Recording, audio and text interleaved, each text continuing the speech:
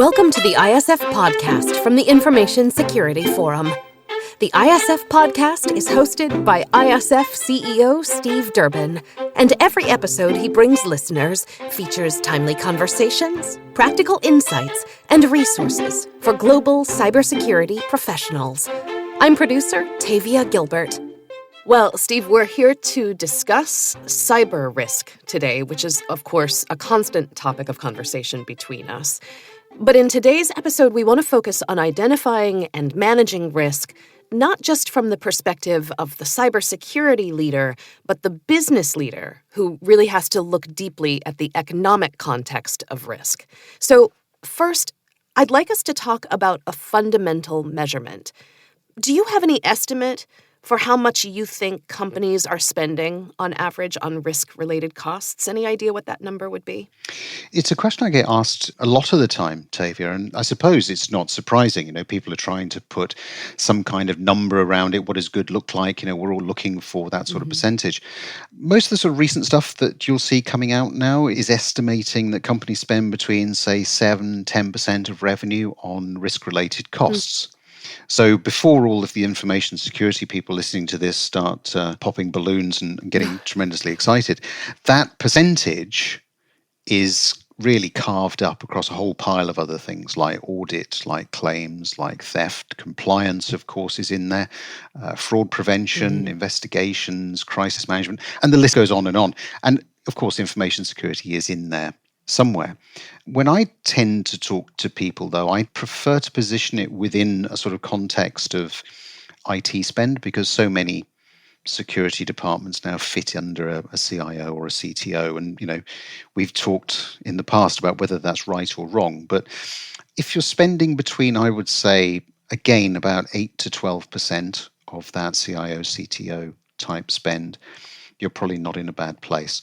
A lot of companies are spending less than that, and that's the challenge, of course. And I think that situation is probably set to worsen with the way that the economies are moving. You and I have so frequently discussed insider threat. So I assume that those risk-related costs, you say 7 to 10% roughly, resulting from information systems compromise are coming from insiders, from employees, from vendors. Is that a fair assessment? Yeah, the majority, probably about 80%, more than 3/4 certainly of company information system risks do come from employees and trusted vendors. We've seen that with the increase in focus on awareness and supply chain management that many organizations are now moving down the road of course. We can also see that there is this increased focus on trying to do something about that set of areas. But, these risks won't go away. And we're seeing at the ISF a big increase in demand for human-centric security work to try to address that employee piece. Regarding the supply chain, well, the focus here is really, on the increasing complexity of those supply chains. And that's one of the reasons why we've invested quite a significant amount of members' funds in a new supply chain management web app, which we'll be releasing to our members at our annual Congress in Manchester. Something to look forward to. Is that your first app? Is that our first app? No, it's not our first app. Yeah. We're moving all of the tools to being much more web-based. So we've had what we've called the Aligned tool suite that our members will be familiar with. That looks at things like benchmark and risk assessment methodology. The supplier piece is the last bit of the jigsaw, really. And we recently brought out our new standard of good practice too, as a web app, which allows people to share, annotate onto all of the information that's in the standard across their own organizations. So we've moved quite extensively into that space, replacing our more traditional spreadsheet-based tools. And we took the opportunity during the pandemic to do a lot of that work. So, wasn't all bad during the pandemic. Yeah, that's great. You say 80% or 3/4 of information system risk come from within. If that's true, as conversations have laid bare over the years, then isn't it reasonable to imagine that company earnings volatility might be reduced through in-house programs that forward-thinking business leaders are implementing? And can you talk about the benefit of those internal programs as well? Sure. I mean, one of the trends that we are seeing now is a lot of the responsibility for security programs being transferred, or at least shared with business leaders, as you're pointing out there. And of course, that changes the dynamic very significantly because security then becomes well and truly something of a consultant to the business, because the business is responsible for determining the level of security that is appropriate within their own areas. And I, for one, think that is probably the right way to go, provided that you've got the right security capability and the right security resources and the right culture of co-working within the organization. But we then get into this discussion around what does the right amount of spend look like on security. So that age-old discussion or debate really around, compliance versus risk management. And my fear in all of this is the business leaders will lean more towards compliance as opposed to risk management. So doing what is absolutely essential. Now, some will sit back and say, well, yes, that's what you expect, and that's exactly what you're going to get if you move it out of this sort of technically understood space of a security department. But I think that misses the point somewhat. I think that there's a bit of a reality here and some education that needs to take place. Compliance does not necessarily equal good information security or good risk management. Now, I've said that many times. But the converse is often quite true. So the challenge for us is to really get across the message that risk management actually is also about cash flow management, because businesses understand that. And risk is anything that impacts your cash flow. So successful companies manage risk more effectively than competitors. There are statistics out there that point to that. And so by practicing a risk awareness culture that engages every level of the business in what I would call prevention-centric behavior, also helps to improve cash flow. Now, if we can get security professionals to begin to talk in those sorts of terms, relating security to risk to cash flow, businesses, I think, will be a lot more ready to listen to what is required in terms of managing risk effectively, as opposed to leaning back on a policy-based structure or indeed a purely compliance-based approach. And we've talked so many times about how cyber leaders need to be storytellers, and I think you've just given a path for the effective story that a CISO or CTO can take in communicating the imperative of security to the board. If that story is cash flow, that's understandable and translatable immediately. It is, and that's the way I think that we have to go. I mean, most organizations now are gearing themselves up for yet more hard times. We hear every day about some of the economic challenges that are out there, recession and so on. And so the importance of really managing that cash flow, of really getting and ensuring a return on investment has never really been more important, I would say. So I think those security leaders that are already in that position of speaking that kind of language to their business colleagues, they've got a bit of a head start on some of the others that are perhaps a little bit late to the party. You and I have also frequently discussed the imperative for businesses to stress test through tabletop exercises, running risk scenarios, planning for impending business disruption. I'm wondering if you have any idea what the numbers are when you run those, and if you know whether such exercises improve the chances of sustaining operations and ensuring survival. Is it 10%, 20%? What is the number there? I think it depends very much based on the organization that you're talking about, and on the degree of pre-planning that they do, on the degree of practicing for the day that everyone hopes won't come. The sorts of numbers that our members talk to us about are certainly in the range of reducing cost of a data breach by, something like 50%. So if you consider the data breach cost today is 4.5 to 5 million, say. So, you could save about half of that. So thinking about what we've just been saying around cash flow and recessionary times, that's a number again that is going to get a lot of focus, a lot of attention.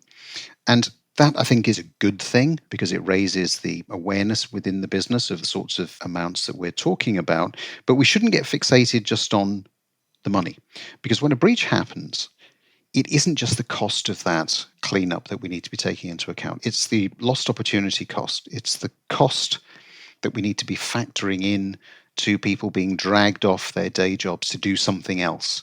that perhaps they really rather not be doing. It's reputational cost. It's cost to the stock price. So there's a whole range of different things that come into all of this. And I think there is always a danger when we start to talk about, pure percentages and pure numbers, that we lose sight of the bigger picture. And that, for me, is the real incentive behind preparing, behind putting in place very solid cyber resilience programs, so that you've got the corporate muscle memory working, so that come the day something does go wrong, then you don't have to think about it too much. You know what you're supposed to be doing. And that just reduces some of the stress and some of the losses in the areas I've just been talking about. So there is very real value in practicing these scenarios. And I think that we've certainly seen that over the last 12 to 18 months in the exercises that we've been running for members all around the world. And we've been running them at a rate of probably one a week, I suppose, for our members. I'm curious if you can identify the biggest risks. I know that it's hard to say this is primary when business leaders are facing enormous risk coming from multiple directions.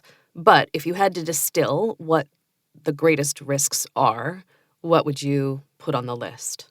Yeah, I think, again, you need to look at and solicit views from as broad a set of institutions, if you like, that are sort of investigated these sorts of things as possible. I mean, the first one that I tend to look at is World Economic Forum. They produce annual global risks. So if we look at the 2022 global risks that they've defined, then we see that cybersecurity failure features very strongly in that. So do things like extreme weather, for instance. So do things like livelihood crises, debt crisis. So cybersecurity is in that mix. I don't know whether that's encouraging or not, but it has been highlighted as being up there with some of these very significant risks that the World Economic Forum has identified. Then you can go down the road of looking at some of the risks that might be identified from opinion surveys. So an ISF member, for instance, Protivity, a global business consulting firm, recently produced their executive opinion survey. And again, the sorts of risks that were highlighted in that, not surprisingly, include cyber threat. They're within the context of things like pandemic-related market drop, technology skills void, economic conditions, which I think appears now on everybody's risk list. So, the point that I'd make, and I'd like people to take away from all of this, is that it doesn't really matter where you go to look at what are the biggest risks that are out there. Cyber is going to be on that list now. And the management of risk is an increasingly challenging area. And the move to scenario-based risk planning is one that we're seeing being actively adopted, not just across the ISF, but organizations like Shell, for instance, have been adopting this approach for quite some time.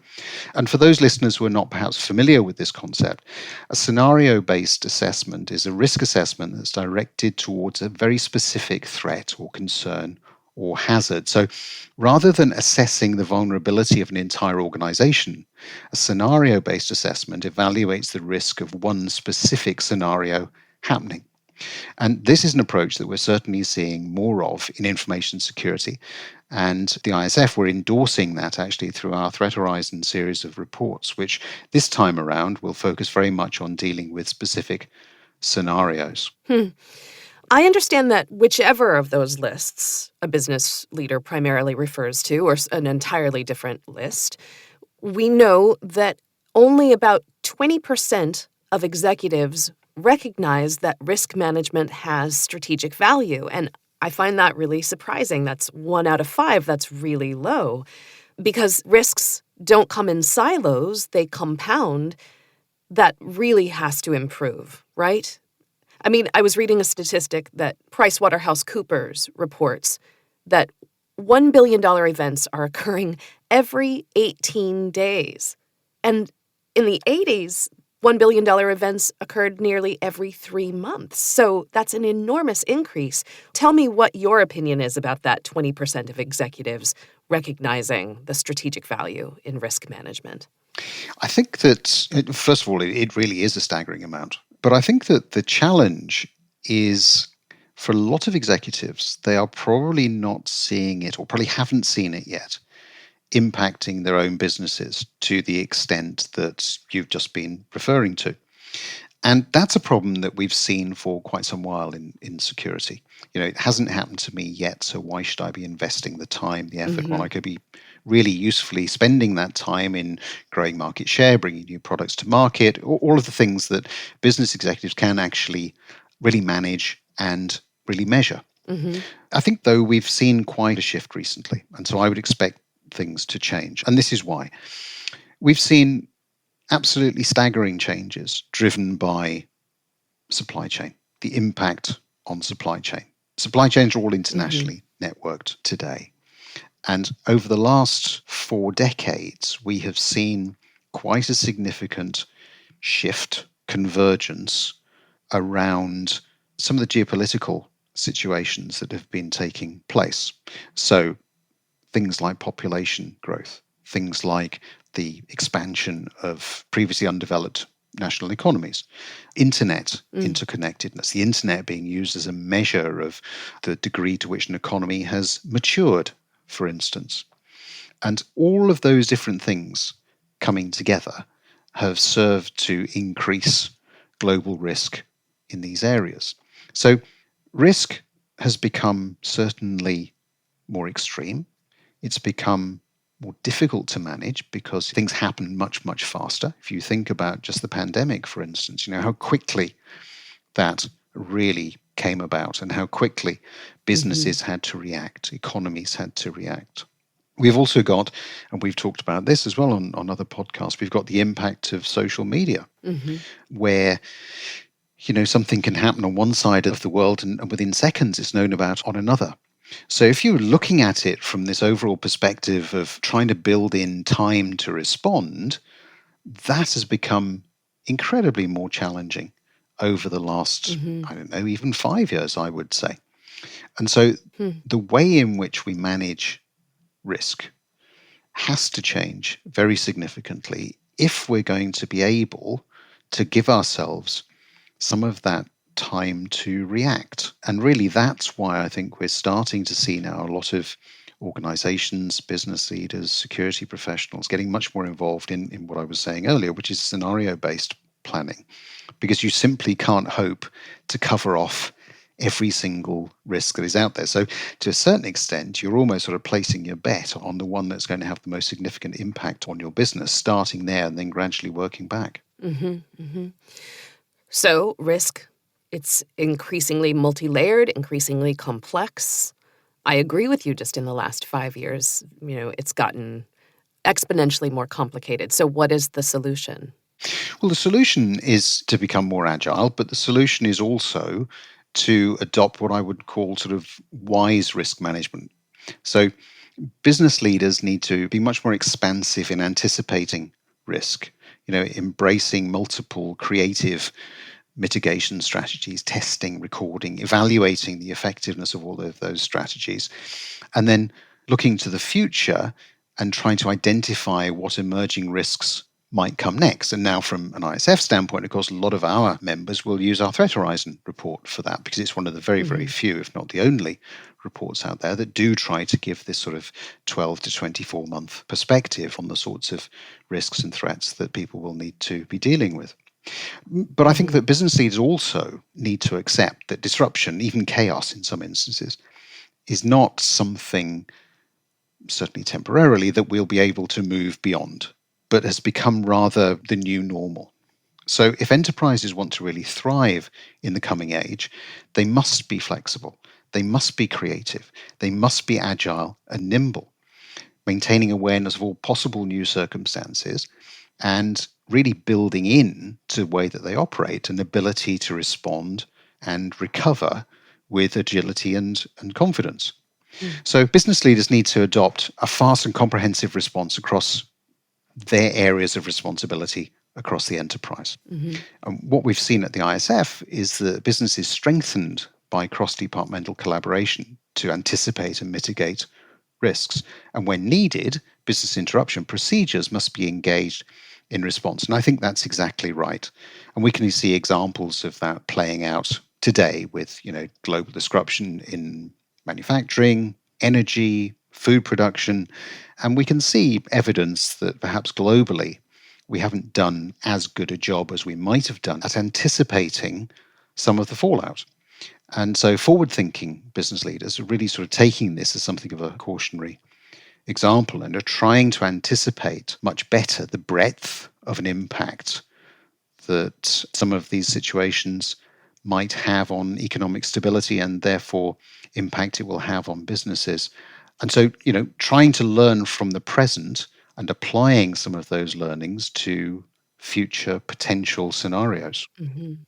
So we have all of these geopolitically complicated situations, war, pandemic, all of these things have a huge economic impact. Yeah, absolutely. I mean, you look at COVID-19. I mean, COVID-19's impact in China, as an example, that's closed whole cities and their manufacturing supply chains, which have historically produced computer chips, auto parts, consumer goods. So financial projections haven't been met. Anybody who is now trying to buy anything from, a fridge through to a car can see the impact of that. And again, in China, the expected GDP growth has dropped to 1% from highs that were being projected being, 6-8%. And so that's had a huge global impact. Mm-hmm.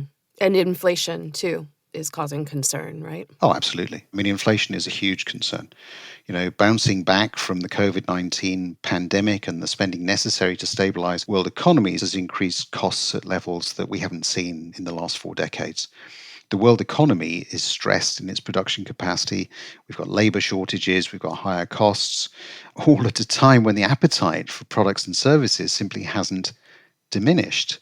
In the United States, we've seen Congress pass the American Rescue Plan, the Chips and Science Act, and the Inflation Reduction Act 2022, all of which promise billions of dollars of investment across the next decade.